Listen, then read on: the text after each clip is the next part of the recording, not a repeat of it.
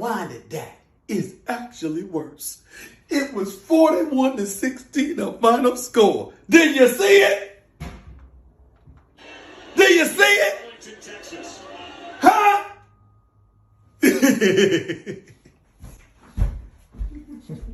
Just when I thought that y'all could have messed up even more, y'all made my Thanksgiving.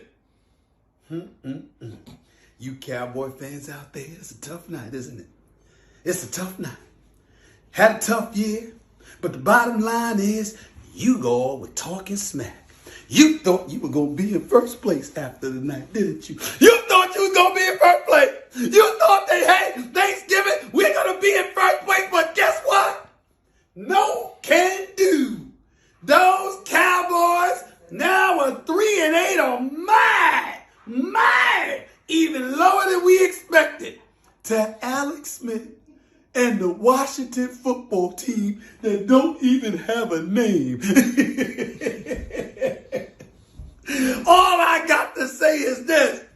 How about the Cowboys on Thanksgiving yet again? Bye, y'all.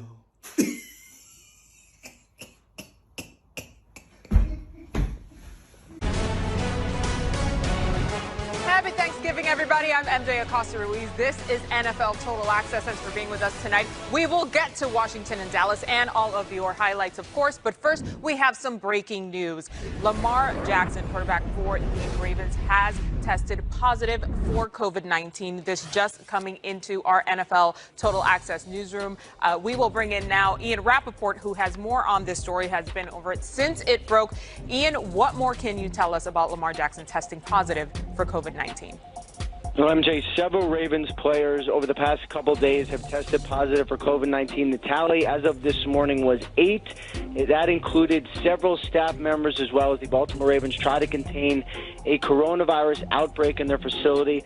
I am now told by several sources that Lamar Jackson, the starting quarterback for the Baltimore Ravens, the former MVP, has tested positive for COVID-19, headed to the COVID-19 reserve list, which obviously for the Baltimore Ravens, who as of right now are still scheduled to play the Pittsburgh Steelers on Sunday, would mean they would need a new quarterback. And Robert Griffin III is their backup quarterback.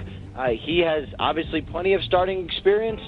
He is someone who is a veteran, and he will now be called upon for emergency duty. And for the Baltimore Ravens, it has been a difficult and trying week as they attempt to control this virus inside their facility. They have disciplined a strength and conditioning coach for failure to report symptoms and for not always wearing a mask.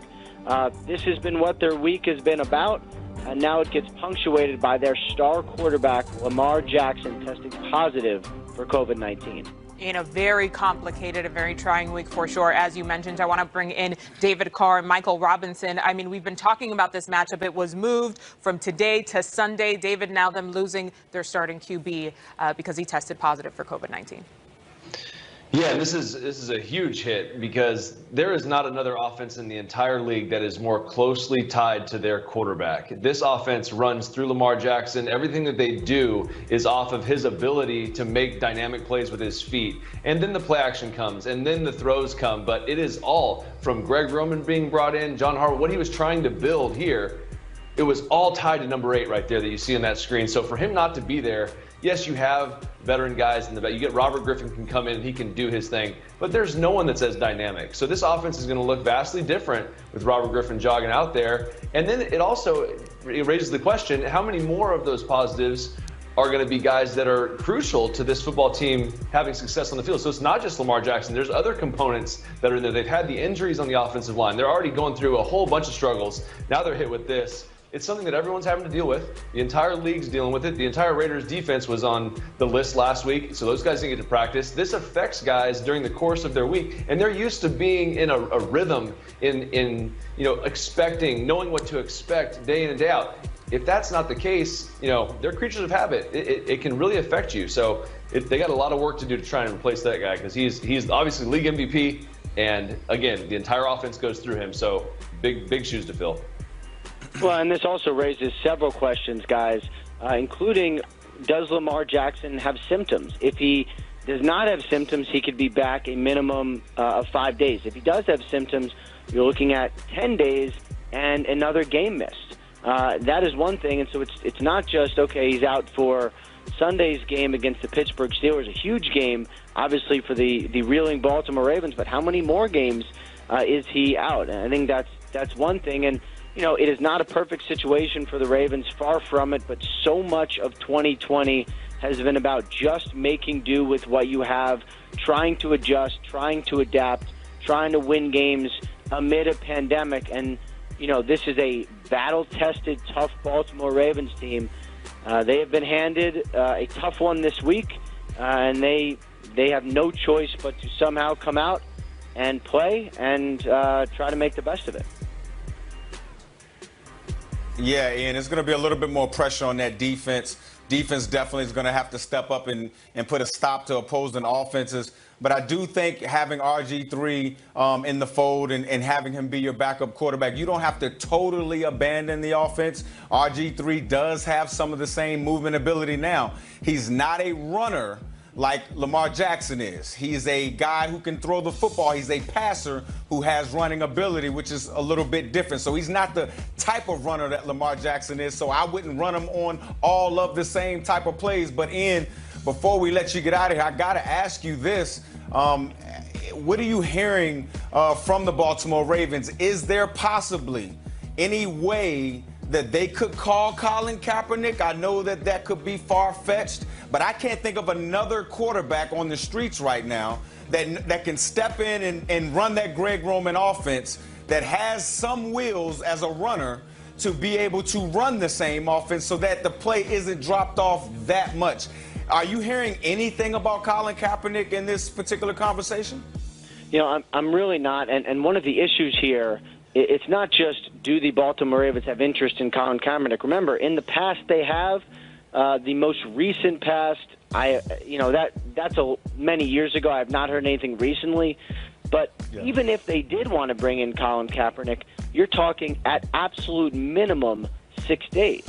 So he would not be, remember, because the player has to pass through COVID-19 protocol, so he would not be in by this game, might be in somehow by the next game, and then at that point, theoretically, Lamar Jackson would be back. It's just to bring in a player so quickly during this COVID-19 season is difficult, and it certainly changes the way teams acquire players.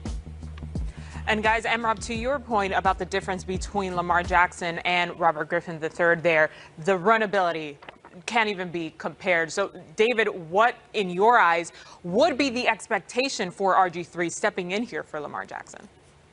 You know what's funny about that, MJ? In that situation for RG3, having watched him over the last couple of years, when he steps in and he plays, he actually plays pretty well. And I've been in that situation where you're a starting quarterback, then you're relegated to a backup role, and you want that opportunity. And I guarantee you, Robert Griffin, although he's upset that Lamar's not going to be able to be there, they're probably boys, they're tight, they sit in the same quarterback room. He's ready for the challenge. Robert will play good football. I really believe that. He'll go in there. He'll make the throws that he has to make. And Rob alluded to it. He's a good passer. He can throw the football. He's seen a lot of defenses. He understands that. And I still think that he has enough leg ability, enough athletic ability to where if he has to pull it down and run, he can still utilize some of those runs. I think he'll play actually really well. I'm excited to see Robert get a chance to go out there and play again. Well, and they to be honest, David,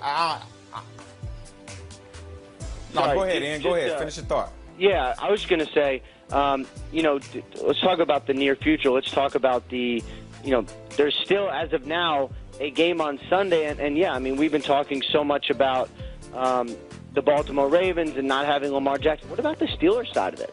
I mean, they're undefeated, and I know the players are frustrated, taking to social media, very upset that the game was postponed. Well, now they face the prospects of not having one of the best players in football on the field. I mean, if for the Steelers, who all of a sudden, being undefeated is legitimately possible, and this game just got a lot easier for them. I mean, I hate to think about it that way, but there is a football aspect of it, and that's it. And so for the Steelers, I mean, they went from being frustrated that the game was pushed to Sunday to now facing a backup quarterback and several other backups along the way. Not a terrible situation just from a strictly football perspective for the Steelers. Yeah, and then on top of that, who knows what this offense is going to look like with RG3. And I think that's a little bit of a disadvantage to the Pittsburgh Steelers preparing for this game, because what if the Baltimore Ravens come out and they decide that they want to throw the football? Because I truly believe that RG3 has a little bit more diversity in his throwing game, meaning he can throw a little bit more passes or a little bit more route combinations than I think Lamar Jackson can at this point in his career. But again, Ian, before we let you go, so let's be clear. The plan is for RG3 to start on Sunday? That's the only possible plan for the Baltimore Ravens. I mean, yes, that is the plan. He's the backup quarterback. But think about this. So you have Lamar Jackson headed to the COVID-19 reserve list. You have Robert Griffin III, who is their backup. And then they have a third-string quarterback, Trace McSorley, but he's also on the COVID-19 reserve list. He was placed there last week. So the only healthy quarterbacks that the Ravens have on the roster are RG3, who we know, and then Tyler Huntley. So, yeah, it is going to be RG3. As of now, again, the game is still on, and if it happens on Sunday as scheduled, it is certainly a difficult situation for Baltimore. I'll get to what Ian mentioned right there about the Steelers side of it, right? Because as you're talking about this, M-Rob, them preparing for Lamar Jackson, what he can do with his legs. And not to say that they would sort of let up a little bit, because we know Mike Tomlin doesn't play these games. But something to think about here, we have seen teams go up against other teams and not know what to expect, and then boom, suddenly get dealt a W. So the dynamics here could shift quite significantly for